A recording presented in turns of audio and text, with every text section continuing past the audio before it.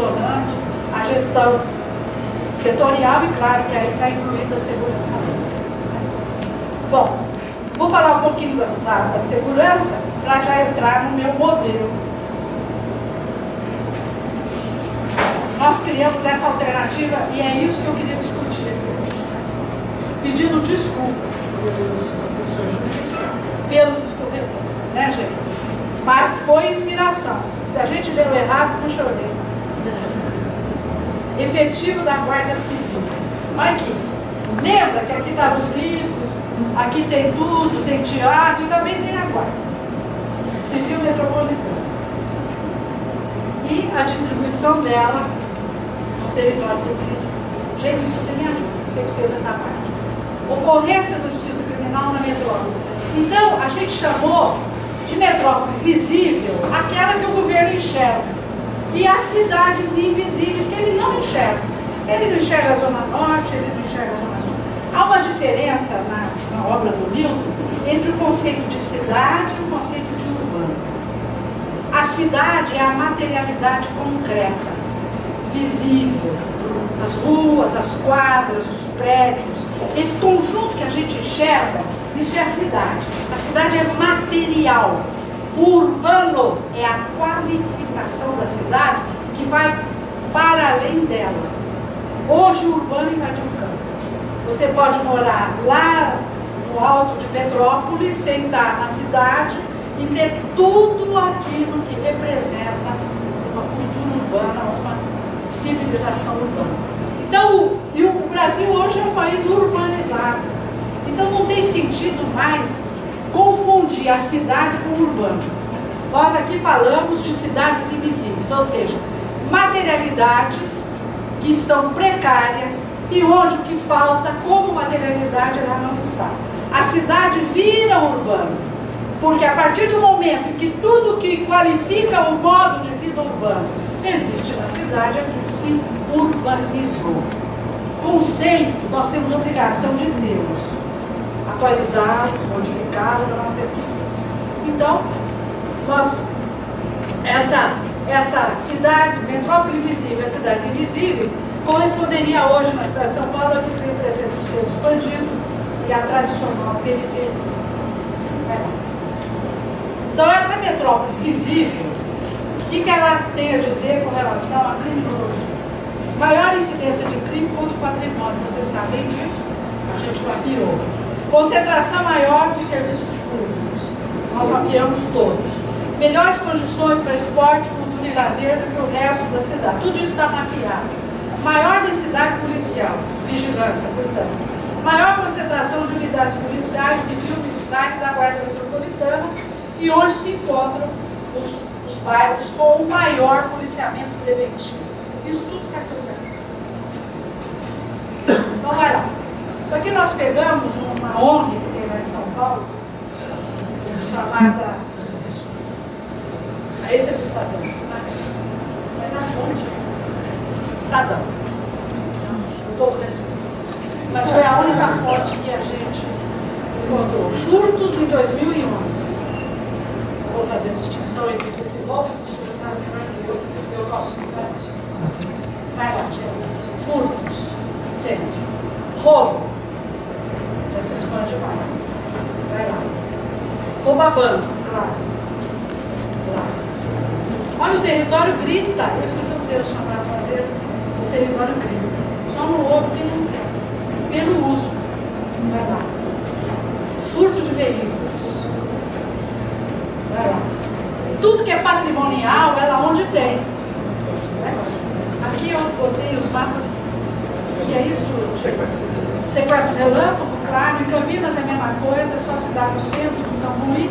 Aqui é o centro, Jardim Paulista, Jardim é lei. Agora, e esse é 2012, esse é 2011. Você vê como começou a ampliar lá para a zona. Aqui, ó, 2011 e 2012. Para ver que parece que é o mesmo mapa, né? Acontece sempre nos mesmos lugares. Então, essa dimensão do território, né? Criar uma condição para a ação, ser mais favorável. E aqui coincide com o eixo dos jardins, né? Então, Jardins, Moema, então os bairros mais ricos de São Paulo. pesquisa tudo. Arrastões, 2012, aqui em condomínio e aqui em estabelecimentos comerciais. A precariedade das informações para a gente poder estudar isso é muito grande. Arrastão interessante, porque ele tem acompanhado, está fazendo um círculo assim. Ele tem aqui, a polícia vem para cá, começa a acontecer aqui, a polícia vem para cá. Hoje está acontecendo na Vila Mariana. Ela reprime aqui, eles têm uma mobilidade. E as empresas de seguro têm essa informação, mas as pessoas não têm. Em São Paulo. Outra perversidade. Bom, nas cidades invisíveis é o que de outra pessoa, né? Vai lá. Para a ação, isso é. Para você propor para o governo agir, é fundamental essa cartografia, embora a gente saiba, né? Então, vai lá, princípios, fala você que é você que fez essa parte. Esse foi o mapa que a gente tentou mostrar como que o jornal mostra as notícias. Então é um mapa de homicídios, com a fonte do estado de São Paulo em Jornal da Tarde. Dá a impressão que é homogênea a cidade, né? Então o que acontece homicídio em todo o território de São Paulo. Mas quando a gente pega o dado do distrito policial, né, os homicídios estão aqui, ó, a grande concentração. Né? Então, voltar. Nesse mapa, né, o Jardim Ângela, ele tem menos importância do que os jardins. Ou seja, não é que o distrito tem, né, mas o evento que acontece aqui tem muito mais repercussão do que o evento que acontece no Jardim Ângela. Apesar daquela grande quantidade de jovens sendo assassinados, como aqui. Ainda uma das áreas mais complicadas. Aqui é a terra do Mangueira.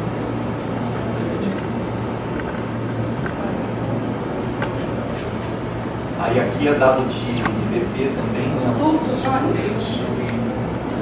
De homicídio, se tiver uma chance, então registro só, entra como um ou entra como número de mortes, né? Na apropriação estatística de São Paulo. Então, professor, o registro é o grande problema, porque não necessariamente, às vezes não entra nem como homicídio, entra como morte por causas externas, ou quando acontece no limite de município, né? Então, aqui, por exemplo, né? Mas isso serve para qualquer registro de crime. Guarulhos tem mais de 2.000 estupros por ano, no município de Guarulhos. Aí a gente pega os municípios limítrofes, aliás, os distritos limítrofes com Guarulhos, né? Olha o tamanho, né, do círculo. Quer dizer, é complicado, às vezes acontece em São Bernardo, mas é registrado em São Paulo. Então tem uma migração também do registro da ocorrência. Acontece em Jundiaí, mas o corpo é encontrado, por exemplo, na Zona Oeste de São Paulo. Né? Então depende muito. Os dados do DataSUS eles não são bons, é sempre um dado complicado, né, trabalhar com homicídio. E agora ainda, né, o Ministério Público proibiu a Polícia Militar de socorrer, caíram o número de homicídios. Quer dizer, tem alguma correlação aí que eu acho que vai ser feita. Aqui sempre, eu falo que meus alunos, porque se fosse feita uma pesquisa, a polícia, a PM do Rio de Janeiro, deve ser o órgão quando vai salvar, mas tem a infelicidade do cara chega morto no hospital. Raridade. Deve chegar 98% dos socorros que a polícia militar tem. Se for, e se houve confronto, o cara é levado, é 100%. Ele já chega morto. Nós temos um parênteses para discutir também. Eu acho que nós tivemos que entrar, o James, para terminar a tese dele, teve que entrar com uma cobrança de obediência à legislação sobre informação, disponibilidade de informação, senão ele não conseguiria informação para poder fazer a tese, porque em São Paulo, estatísticas criminais não vai validar. Agora, eu acho o seguinte, você pega o SUS, você pega a segurança pública, você pega transporte, em todo canto, quando você vai trabalhar com dado primário, não tem informação. Até o IBGE tem escamoteado informação. A gente não conseguiu, que o censo de 2010, a gente queria usar na campanha em 2012, não tinha o dado do censo de 2010. Para um partido que está no poder, tal como ele é, né? É complicado. Agora, o que eu acho, no SUS, por exemplo, que é estatística, é clínico e é feita pelo corpo clínico lá da base. Devia ter eu tenho falado isso em todo lugar que eu vou. Os funcionários, professores, funcionários, a gente tem que passar a discutir essa responsabilidade que todos temos diante das coisas que produzimos. Não é? Então, se você está atendendo um doente, você tem que botar o que ele tem, o peso dele, a medicação que você está dando, tudo tem que ser feito direito. O que nós temos agora no Brasil está criando uma coisa que me preocupa. Não quero isentá-los. Mas o culpado é sempre o outro. Então, quando você lida com informação e com pesquisa, a mediação e o registro do dado é feita pelas pessoas, pelos cidadãos que trabalham naquilo, ou que são contratados para fazer aquilo. Essa ética não se cobra de ninguém. Como não se cobra a ética do professor que não vai dar aula? O professor que não aparece para dar aula. Na USP está assim. Você vai de manhã, de tarde, não tem um professor para atender os alunos. E ninguém cobra isso de ninguém. A culpa é do ministro. A culpa, claro, é também. Não quero isentar. Mas está demais. Quando você vai fazer pesquisa, como nós, que vamos fazer campo, que levantamos dados primários, fica dificílimo, você corre o risco. Imagina, eu tenho vergonha, a gente tem vergonha de usar dado do Estadão para demonstrar uma coisa. Sabe-se lá o quanto também que isso aqui é um problema que a universidade, as nossas sociedades científicas precisariam levantar a respeito de uma ética de registro e de seriedade na obtenção de informação. A informação é arma, gente. Se isso estiver errado, a gente está plantando um país errado. Não sei se isso acontece com as pesquisas de vocês. Nós que lidamos com essa totalidade, o tempo que nós perdemos para conseguir uma informação, para fazer as cartografias que precisamos, é brutal. Homicídios dolosos. Bom, isso aqui é a análise da periferia, né? Então essa Bangladesh falta tudo, mas os crimes contra a pessoa, o grosso está lá. Né? O pobre, ele é duplamente penalizado. Ele não tem nada, e ele é morto, e ele é reprimido, e ele é preso. Então, um outro ponto de partida que a gente, ali foi o entendimento que nós temos a respeito do uso do território com relação a essa população, a essa clientela, né, do Estado policial. E aqui a gente também partiu de um outro ponto, que é a mudança da estrutura dos lugares e da constituição de novas culturas nos lugares, de novos aconteceres, de novas possibilidades de relacionamento e de uma forma existencial mais concreta de assumir a cidadania, porque a cidadania ficar no discurso da inclusão, ninguém acredita mais. Então você tem que apresentar à população um real concreto e que ele sinta que ele vai de fato conseguir tudo aquilo que ele almeja. E aquilo que os pobres almejam não é uma coisa que a classe média almeja. Os pobres, eles têm outra perspectiva de vida e outra cultura. Quando você começa a andar, claro, um mito, o perigo dos lugares pobres, claro, você tem que tomar cuidado, porque há uma complicação enorme na sociedade contemporânea. Mas também não é uma quatro. Né? Então eu fiquei imaginando, e daqui para diante é devaneio. É um exercício. Como que você faz uma cidade de 11 milhões de habitantes, onde você tem 60% da população sem nada, e sem 1 centímetro de terra para você construir o que quer que seja, e quem detém a propriedade da terra, é claro que não está a fim de liberar, porque está fazendo aquilo de reserva de valor.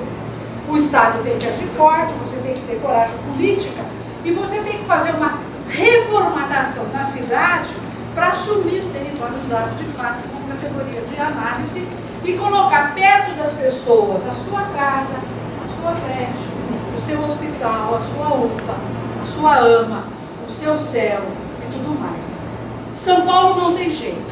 Ou você parte para um projeto audacioso, como fez a França com as Villes Nouvelles. Por que Paris fez as Villes Nouvelles? Teve que enfrentar. Paris estourava, claro que depois abriu para a especulação, como está hoje, mas teve que dar um jeito de colocar as pessoas no lugar, só que criaram a materialidade, e se esqueceram, porque os caras continuaram a não ser cidadão. Mas a França cometeu um erro, porque as Villes Nouvelles, ela fez um equipamento social reduzido e um equipamento habitacional grandioso. Então estourou. Em 2 minutos, os equipamentos a serviço da população estourou. Eu pensei em outra coisa. Quer dizer, fazer uma cidade de outro jeito, que eu vou mostrar. E hoje, você consegue plotar. Você tem hoje softwares que te mostram como é que ficaria aquilo que você pede. Então, nós calculamos, eu tive assessoria de um grande urbanista, arquiteto, e com uma concepção de mundo muito parecida com a nossa, que devia até se juntar aos abolicionistas, porque ele só trabalha com movimentos sociais populares. Nós calculamos o que de área verde, o que de creche, o que de habitação, o que de emprego, que tipo de emprego, porque nós fizemos o diagnóstico. Qual é o emprego que a Zona Leste precisa? Qual é o emprego que a Zona Sul precisa? Porque você já tem tendências a ser estudado, e tendo uma concepção de mundo, você não vai trabalhar com a tendência como os neoclássicos, mas você pode reverter a tendência em função das rupturas que você já é capaz de notar no processo de globalização. Então foi isso que a gente fez, tentando ver se o problema da segurança social está vinculado a esse fundo de desigualdade, de perversidade secular na história do nosso país. Como é que você resolve isso no partido, no Estado policial, ou como é que um geógrafo teria isso?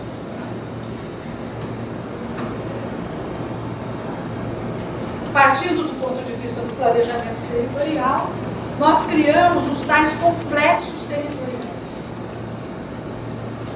E o governo territorial, e não mais o governo montado em secretarias setoriais, versus o planejamento setorial, que é usualmente adotado, o governo setorial. E por que é setorial? Para atender os interesses hegemônicos. Vai lá. Então, para a segurança pública, o James foi o autor dessa proposta. Ele criou esses 5 projetos, a gente debateu, é claro, mas isso faz parte da pesquisa dele. Se você quiser falar, tá. O sistema de informação, primeiro, nós cobramos isso, né? A redução da violência, os programas de redução de violência e por aí vai. O trânsito, que são os principais informações a respeito da tipologia da violência. Vai lá, gente. Então eu fiz um resumo, você quer? Sobre segurança, é criar mesmo. Se você não tem a informação, porque não adianta, o Ministério cria o Infopen, mas depois não alimenta, não atualiza. Essa consciência sobre, no mundo atual e no período atual, da importância da informação é que nós queremos chamar a atenção.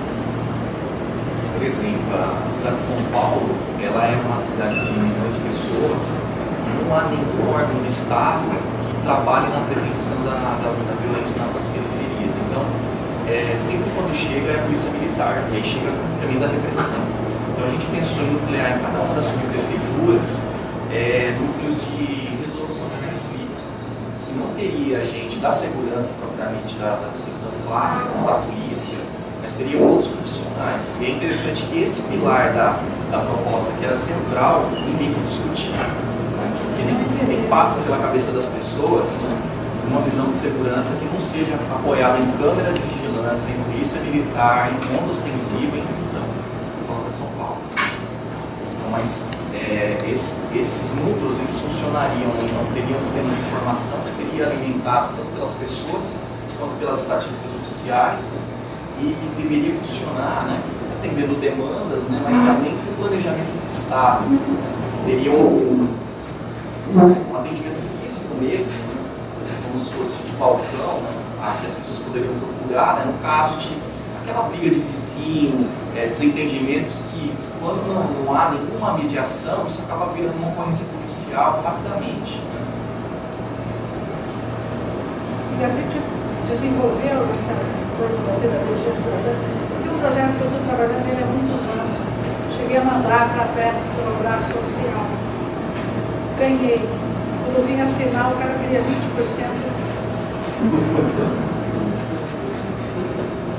ele está fundamentado na difusão e coleta de informação em loco nos lugares e a elaboração mediante, ao invés de fazer reunião para discutir qualquer coisa, você faz reunião para conscientizar as pessoas a respeito das características do lugar, porque quem vai transformar a sociedade é ele.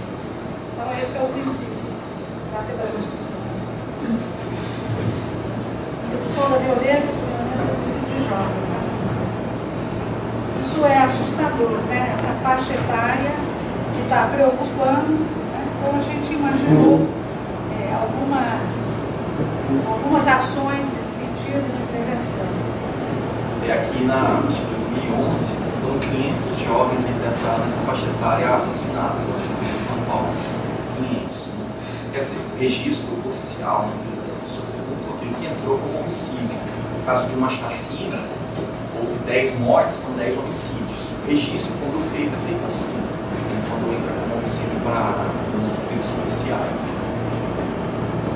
O movimento do PNOP, eles buscam fazer uma estatística deles. Então, esses dados são os mesmos lugares do grande aprisionamento em São Paulo.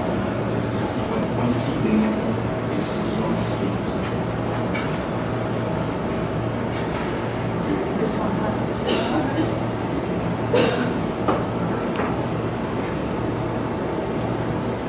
Essa foi outro ponto interessante, né, do debate político, porque na política não se deseja muitas vezes, né, o marqueteiro ele não quer uma coisa pequena que dê resultado, ele quer algo grande. Então a gente olha, junto com um filósofo, né, e ele ajudou a desenvolver, né, então levar para cada um desses lugares que são mais complexos na vida da segurança, núcleos para abrigar essas espontaneidades que já tem. A gente cartografou, então tem grupos de teatro, de dança, de poesia de praça, bibliotecas de bairro. Né? Então a ideia era criar centralidades em cada um dos lugares que hoje tem as taxas de homicídio de aprisionamento mais altas. Né? Isso foi criticado dentro da própria equipe, não da nossa equipe, né? Mas da equipe de plano de governo como todo. Né? Por quê? Né? Não, a gente tem que levar um equipamento grande e colocar, porque senão isso não dá voto. Então, e muitas vezes já tem a infraestrutura, a gente não precisa nem criar, né? As escolas que estão ociosas, no caso de São Paulo, dos céus, tem teatro, tem piscina, muitas vezes é criar uma nova funcionalidade nesses lugares. Mas quando você propõe a criação de objetos mais complexos que atendam os pobres, que é o que eu fiz, vocês vão ver? Tem que ser o objeto que atenda a um dado interesse hegemônico, que certamente é quem está estudando. Mas é assim que é. Bom, aqui são programa de redução específica, né, com segmentos da população, né, crianças, jovens, mulheres e idosos. A gente viu que tem toda uma esquizofrenia territorial, né, poderia falar assim, né, entre os núcleos que existem hoje em São Paulo e entre aqueles que deveriam existir. Não há uma sincronia com os locais onde a população mora. Os mapas que eu mostrei, das mulheres e dos idosos. E aí entra tanto os centros de referência à saúde da mulher, quanto atendimento ao idoso, mas não só na perspectiva da saúde, no caso do idoso, mas de prevenção da violência, prática de esportes, mas seria algo um pouco mais complexo do que existe hoje. Né? São Paulo tem hoje 11% da população acima de 60 anos. Quando a gente mapeia a quantidade de núcleos de atendimento aos idosos, são 8 só. 8 de atender, né, cerca de 1 milhão de pessoas, um pouco mais de 1 milhão de pessoas. Mas 8 é um número frio, né? A gente vai buscar se esses 8 funcionam, não funcionam. Né? Quando tem atendimento à saúde, e muitas vezes não tem um geriatra, é um clínico geral, e quando ele aparece no plantão, quer dizer, os 8 não existem, né? Eles existem para fazer discurso político só. Então, isso é, quando tem proposta de São Paulo, é o quê? Monitoramento com câmera, polícia. Né? Não há nenhum programa, por exemplo, pedagógico, né? Mesmo envolvendo professores, envolvendo a comunidade, para a criação de outras solidariedades. Né? Então, requalificar o uso daquele lugar. Né? Projetos de esporte nas escolas, nos finais de semana, isso já foi provado que diminui o número de ocorrências. O CL tinha isso, tinha o final de semana. Foi uma concepção, uma sardis. Como o céu da Marta, né? Viraram lá uns elefantes brancos. Né? Trânsito. Enfim, a gente foi pegando todos os aspectos da violência. Vamos deixar essa foto para não perder tempo, porque eu estou aqui com são 11 horas. Algumas recomendações, mas nessa perspectiva desse produto final que eu vou mostrar daqui a pouco. Aí tem todas as estatísticas, roubo de carga, e a reorganização, essa a operação delegada, que é uma tragédia, mas é a autoridade para falar, é o pesquisador. O que aconteceu? Acontece hoje em São Paulo. A Guarda Civil ela foi sucateada. Ela tem hoje 2.000 homens e pelo cálculo que a gente fez deveria ter 6.000. Então tem um terço apenas, né, daquilo que deveria ser o contingente. E ao mesmo tempo que houve esse processo de sucateamento, o Estado, a Prefeitura fez uma parceria com o governo do Estado e contrata o serviço da PM. Então a PM ela vai fazer hora extra, fardada, usando o armamento da Polícia Militar, prestando serviço para a Prefeitura, basicamente para reprimir camelôs no comércio informal. Isso, em 2011, estava consumindo já 150 milhões de reais por ano. Então, a discussão foi muito lógica, né? Por que não pega esse recurso e reaparelha a própria Guarda Civil para fazer um outro tipo de trabalho, né? Que não fosse repressivo, fosse preventivo, que trabalhasse também nas periferias e não só nos bairros nobres, como é hoje, né? Ou uma parte desse recurso para investir em outras coisas, né? Então, iluminação de rua, criação de quadras de esporte, né? Isso está crescente, né? Esse dado hoje deve estar em 200, 300 milhões, né? Porque trocou de governo, mas eles prosseguiram com a operação delegada, discutindo. E aí a gente mapeou onde que esses PMs atuam, principalmente 25 de março, é o Brás, né? Então é a Praça da Sé, Camelô. onde tem camelô, onde tem concentração de muita gente passando, né, no dia a dia, saída de metrô. Bom.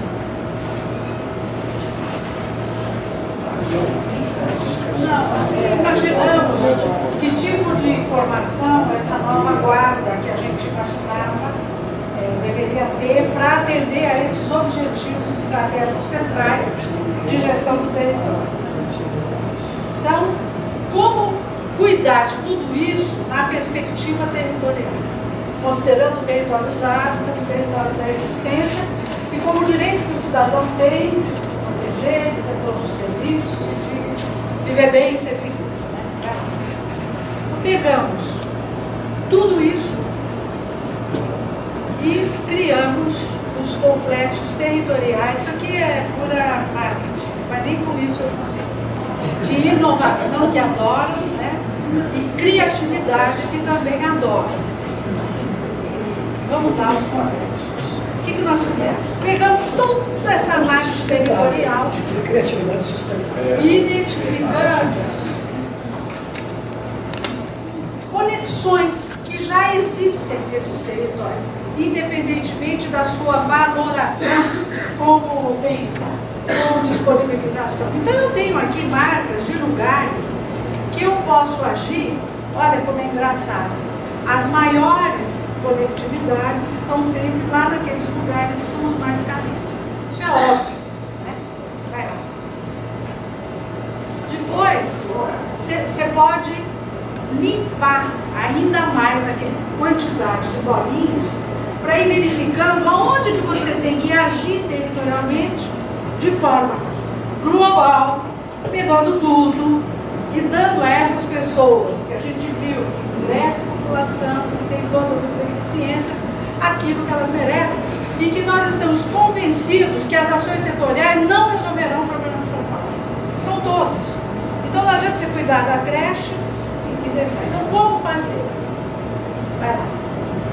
Há um problema que a gente nem falou, também a ser considerado, que é o problema da tal mobilidade urbana que está na moda, que os transporteiros perceberam que os bancos e outras categorias estavam, e além do que eles têm que enfrentar greves, movimentos, estão na rua, e eles decidiram criar o conceito de mobilidade. Não que isso não exista, mas isso é um problema de uso do território. Se você põe tudo aqui, tem gente que trabalha aqui e tem que vir para cá, para ir para cá. E nós criamos, já tinha esse projeto lá em São Paulo, a gente inventou.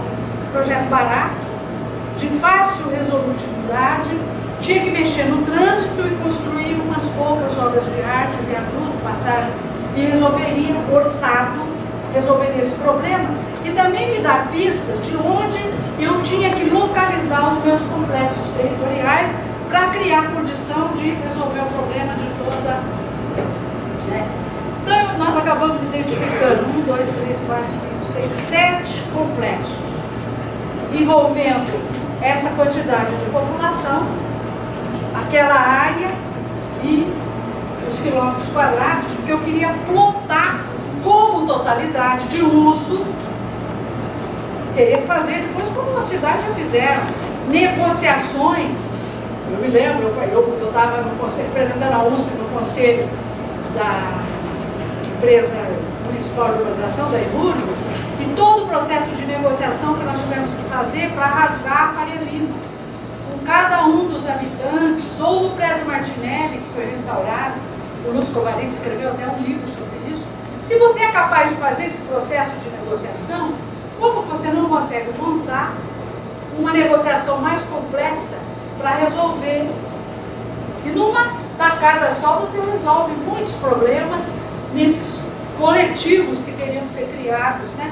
Então, nós imaginamos esses, que seriam esses, os complexos territoriais, que seria a grande novidade do futuro governo de São Paulo.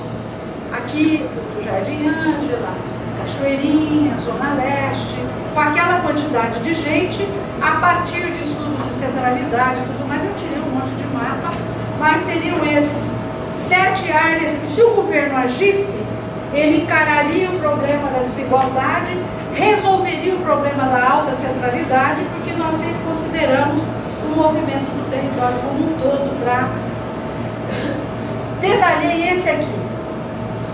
Como ficaria essa área aqui na Zona Leste, que é séria, e que eu tinha mais dados para poder fazer essa simulação do que viria a ser. Eu gostaria de ter feito aqui, mas não tinha dados. Então nós fizemos ali. Por quê? Já tem um VLT ligando Congonhas à Zona Leste, que já é o preparativo da Copa. Isso aqui já está feito. E eu precisava de um ponto de partida para ter informações para poder trabalhar. Esse entorno aqui é tudo autoconstrução, tais loteadores clandestinos, loteamentos e por aí vai lá. Aí nós fomos plotando, porque nós temos as demandas habitacionais, as demandas de creche, a demanda de todos os equipamentos coletivos, e esse urbanista que me assessorou, ele foi calculando e já foi rodando um software que consegue fazer isso. Agora, a minha marca é isso, né? Isso já está lá, isso eu não posso derrubar. Então nós fomos plotando os edifícios de emprego, de tipo de emprego, e aqui, sobretudo, a gente planejou o telemarketing, né? Que é um negócio que cresce assustadoramente na emprego. E criando zona verde, né? Então, definimos a metragem que não tem 1 centímetro de jardim na Zona Verde. 1 centímetro. E plotando, claro que é para lançar um debate público. Né? Então a diferença entre isso e aquilo cinzento, que a gente até melhorou, que tem lá, que nem edifício alto tem na Zona Verde.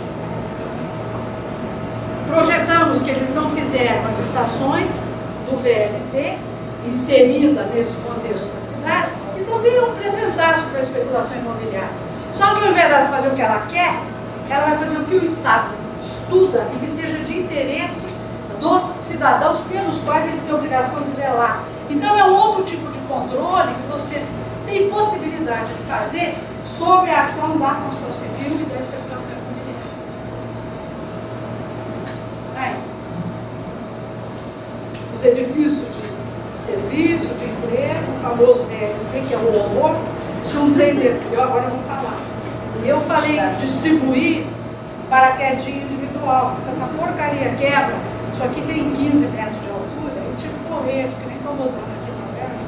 Como é que faz? Né? Mas isso está pronto. Não há o que discutir, que é uma barbaridade. Mas,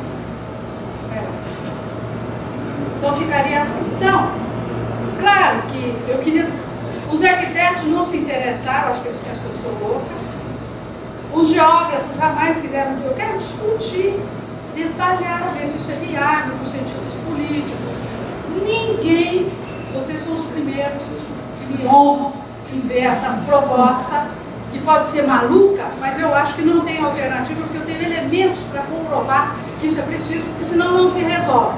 Ou você fala uma descentralização regional do país, para evitar que 400 mil pessoas por ano continuem a chegar em São Paulo, ou na região metropolitana, ou você tem que fazer um negócio desse com uma política que eu não me conformo do PT nunca ter feito uma política de desenvolvimento urbano e regional pro país, decente, pegando do segundo PND sim, e fazendo evoluir aquela grande proposta de descentralização, que hoje é muito mais fácil de ser feita, porque o emprego não é mais industrial. Então hoje você tem uma facilidade de elaborar novas formas de trabalho, tanto ligada ao agronegócio, que nós estamos perdendo essa oportunidade, que está vindo tudo para São Paulo, quanto fazer outras coisas nas regiões pobres, com a agricultura familiar. O problema é que o PT tem uns programas geniais para fazer descentralização, mas é incapaz de usar o território usado como categoria de análise. Isso me deixa triste. E eu sempre converso com eles, inclusive muitos dos meus ex-alunos, mas parece que não aprenderam nada. Então, é preciso coragem, é preciso ter uma visão generosa do mundo e é preciso ser audacioso.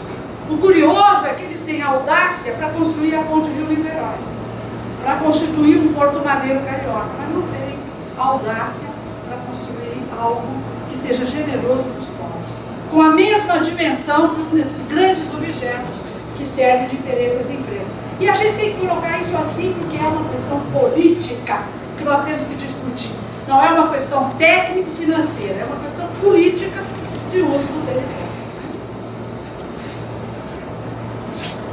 Qual é a outra opção? Deixar correr a violência de toda forma, a penalização e a criminalização, não mudar o mundo. A pobreza, o relacionamento, ou seja, apenas arrumar, reformar, malemar o que aí está. Isso é o que está. Então, aquilo que eu proponho é isso para o pobre. Só que com regulação do Estado. Você tem o direito de ter verde, de ter prédio, de ter serviço. Isso aqui é a berrilha de São Paulo. Por que não na Zona Leste? Por que não? Os empreendedores imobiliários. Agora, vai dar mais trabalho para os funcionários públicos. Tem que trabalhar, construir a normatização, a regulamentação do uso do solo, ser mais corajoso na discussão do plano diretor, que é uma vergonha o que os urbanistas fazem, para não mudar. Falam, mas nós estamos na Carta de Atenas de 1930. Não mudamos. É macrozona daqui, é não sei o que dali, é Z1, Z8, ZX. O reducionismo disfarçado de modernidade, pós e anti, o escambau, como se o tempo pudesse ser partido. O espalhográfico, esse novo velho mestre, é uma complexidade em movimento, e o espaço, uma frase linda que o Milton disse e que me emociona. O espaço é uma acumulação de tempos. Portanto, para nós, não há essa separação e esses cortes, que graças a Deus até o Habermas é contra, então a gente chama o Habermas. Não há modernidade, pós-modernidade, antimodernidade. O que existe é um processo, o que existe é um movimento. E tudo está em todos os lugares.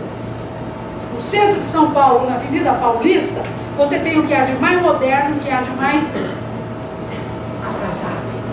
Porque você tem o homem de rua, você tem o vendedor de cigarro por unidade, do lado do Banco Safra, ou do lado da Fiesp. Do lado da Fiesp tem o maior camelô do Brasil, do lado, parede e meia com a Fiesp. Como é que as pessoas não enxergam isso? Eu fico boba.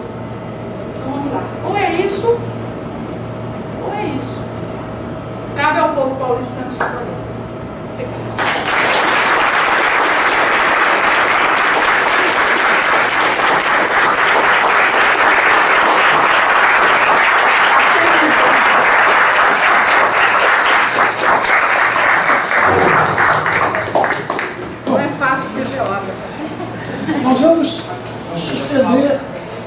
por 10 minutos para o café. Aqui, há uma proposta de ir para o salão nobre. Mas eu acho que se nós, aqui nós já estamos acomodados, a gente observa as cadeiras, só temos 5 companheiras ali, 5 cadeiras a mais cabem aqui. Se a gente sair daqui para ir lá para o outro lado. Então a minha proposta é a gente fazer 5 cadeiras, 10 minutos de intervalo, não cabe cenário todo mundo. A gente pode puxar. Então 10 minutos ali um cafezinho e continuamos.